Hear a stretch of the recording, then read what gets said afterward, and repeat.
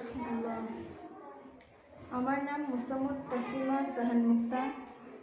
আমি একটি ইসলামিক সঙ্গীত পরিবেশন করব। দৃষ্টি কারা এই মায়ারি ভুবন, কেড়ে নেয় প্রভু আমারে মন। দৃষ্টি কারা এই মায়ারি ভুবন, কেড়ে নেয় প্রভু আমারে মন।